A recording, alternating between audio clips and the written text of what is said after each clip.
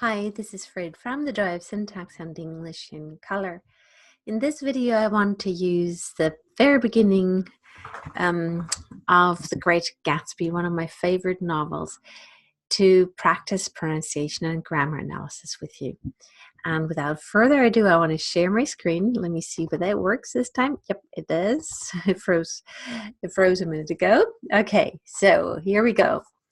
Just look at this, quietly read it, and then let's look at the IPA first.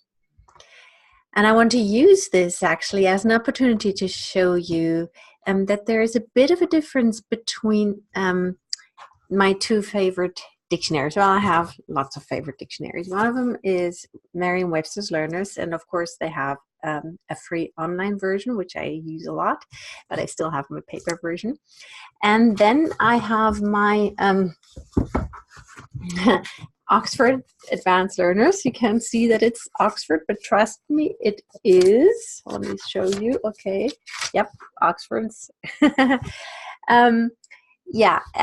Those are great dictionaries. Learners' dictionaries are wonderful. Of course, I also have my Merriam-Webster's here, and they have an online version. And then I always treat myself to a subscription of Merriam-Webster's Unabridged.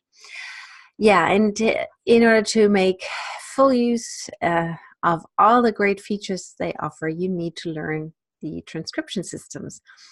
And Merriam-Webster's Learners and Oxford Learners use the IPA, but they don't totally use this. Most of the symbols they use are the same, but there are a few noteworthy differences, and I have highlighted some of them here. Okay, so I'm going to read this to you. This is American English, Standard American English.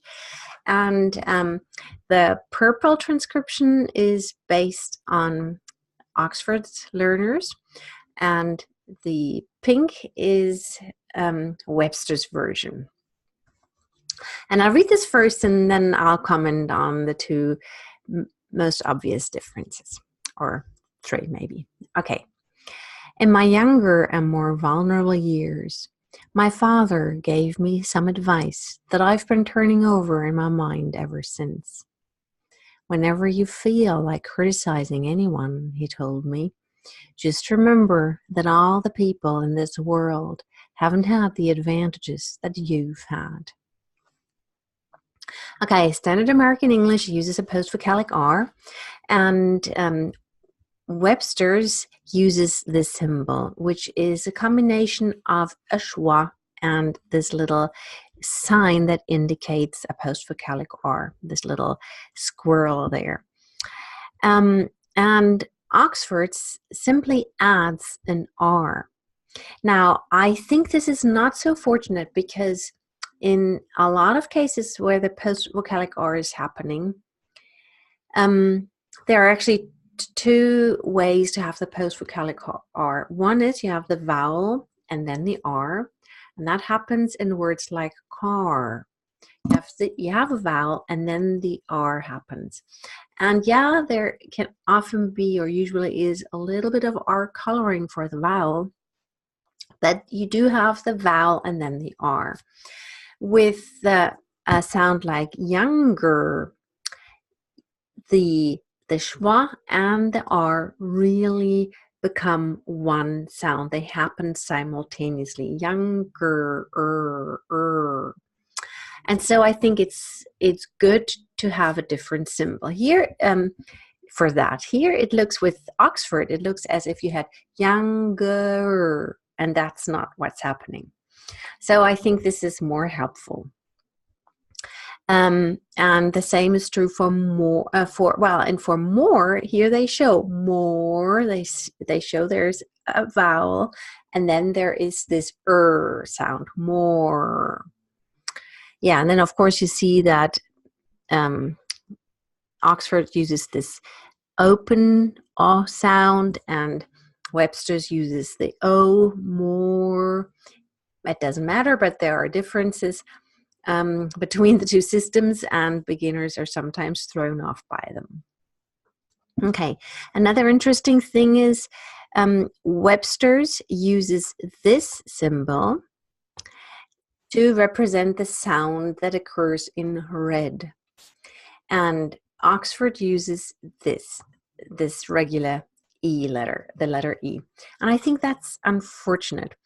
If you know a little bit of German and you study the IPA for that reason, you will know that this is used in the International Phonetic Alphabet to represent the E sound, which is a spread flat sound.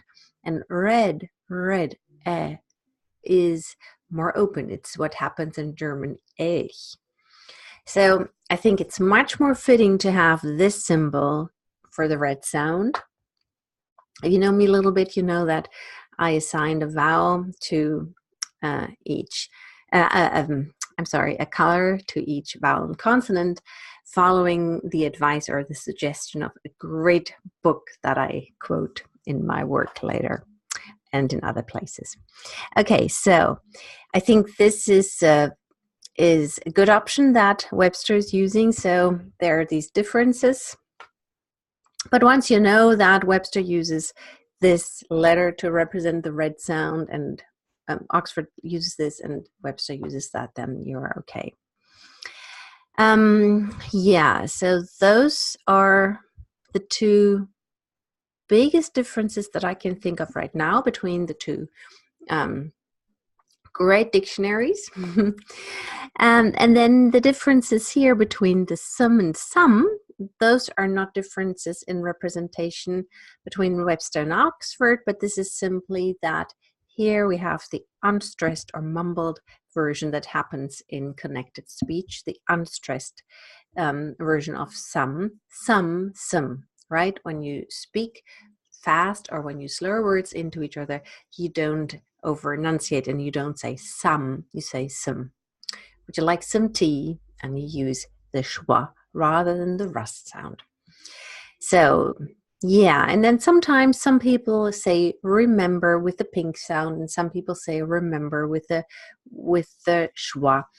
Those are personal differences, not necessarily differences between American and British English.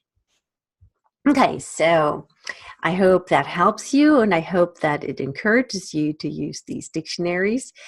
And I think you should use them both if you're a student and if you're a TEFL teacher.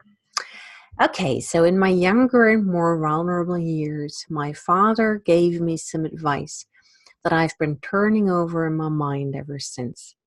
Whenever you feel like criticizing anyone, he told me, just remember that all the people in this world haven't had the advantages that you've had.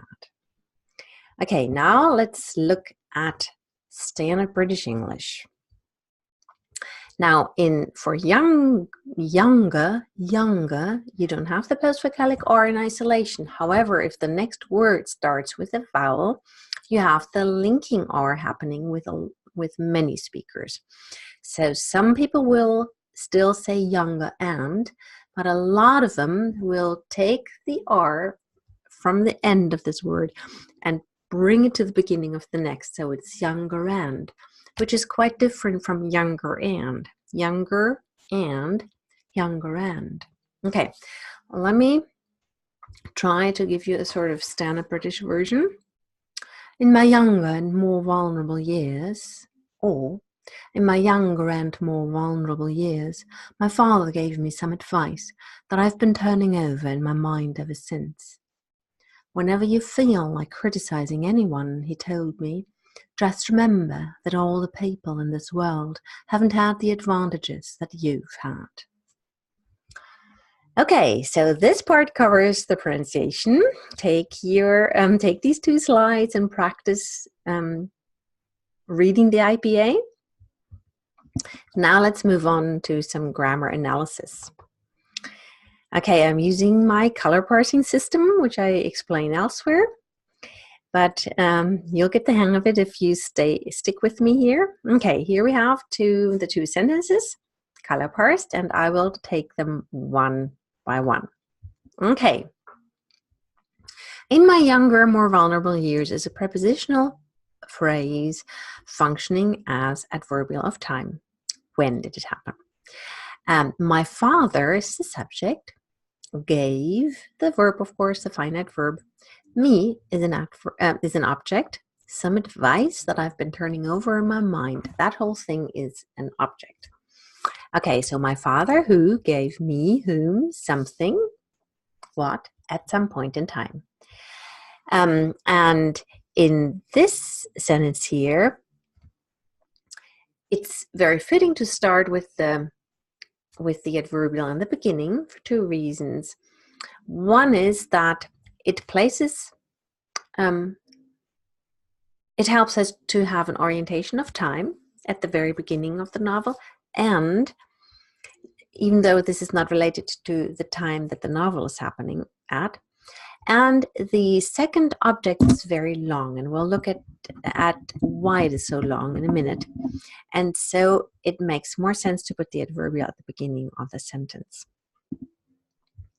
Okay, now let's look at the structure of this object. We see that the kernel word is advice, and it's post-modified by a relative clause, by a restrictive or defining relative clause. And we could actually split that sentence up into two. And I urge you, if you're a student of English, to play with that. Take sentences apart and put them back together. So how can we turn this that I've been turning over in my mind into a main clause?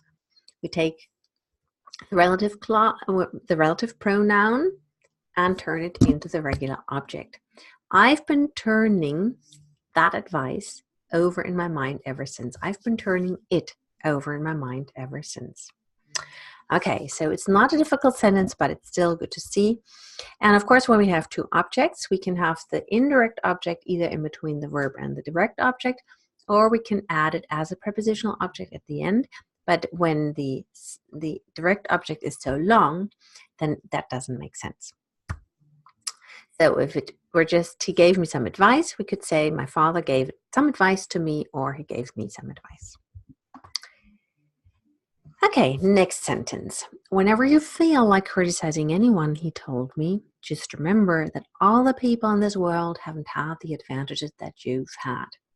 Now, if we look at it more closely, we see that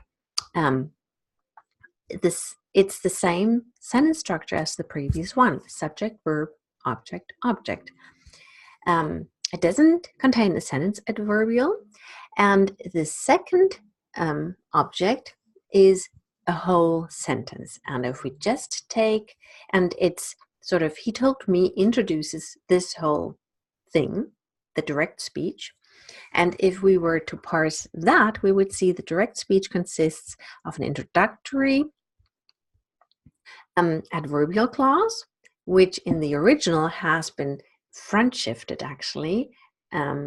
So we see that the second object is split in half, and the adverbial part of it is in the front of the sentence, and then the rest is at the end.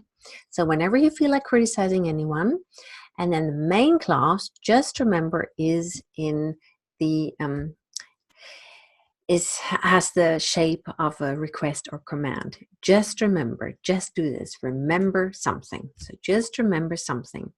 And here the object is not a so in this particular sentence, the object is a that clause. So remember something, and the something is that all the people in this world haven't had the advantages that you've had. Okay, that's it. I hope this helps you. I think color parsing is a lot of fun and helps us really appreciate texts and syntax, really. That's why I do it. Okay, if you have any questions, put them in the description box below. And if you thought this was fun, I can do this again. Okay, have a lovely evening. For me, it's evening. And if you see it during the day, have a lovely day, and I'll talk to you in the next video. And if you like this, give me a thumbs up, please. Bye-bye.